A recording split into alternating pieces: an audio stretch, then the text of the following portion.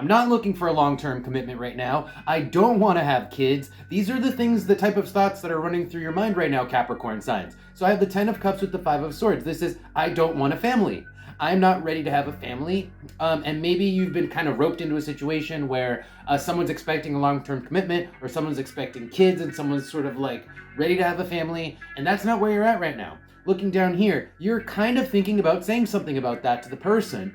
We've got the 2 of Swords and the 2 of Wands. That's a decision regarding speaking about, and then Page of Swords is a message. So it's like literally a decision regarding speaking on and delivering a message about this. So looking at a couple more cards, I have the King of Wands with the 3 of Wands. So the 3 of Wands is kind of like a bystander card. It's like almost like so the King of Wands with the 3 of Wands is almost like the person saying like, I am not the type of person who normally does this, who normally gets involved in long-term relationships. So you could be dealing with somebody like this, and maybe they haven't spoken up about it yet, but they're thinking about it. They're not the type of person to do this, and they're thinking about bouncing because of these expectations that are put on them that they don't want.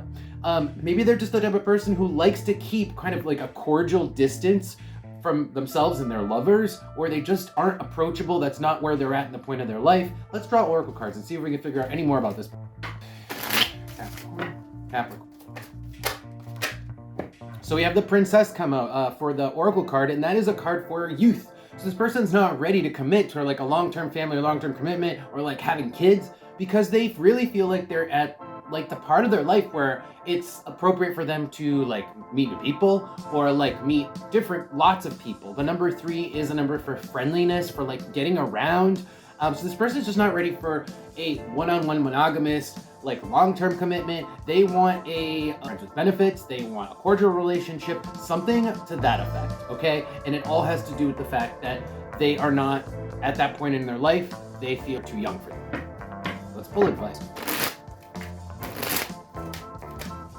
Okay, so the advice to 7 of Pentacles with the Moon, that is keep this person in your life, even if it's like a back burner kind of situation where you don't see them all the time, or it's not like you're not in like a full, like immediately in a serious relationship, but keep on the back burner because they will at some point be ready to engage with you in that way. The Page of Pentacles is like readiness, is a card for readiness, but they're not ready yet because the 7 of Pentacles is kind of building up to it.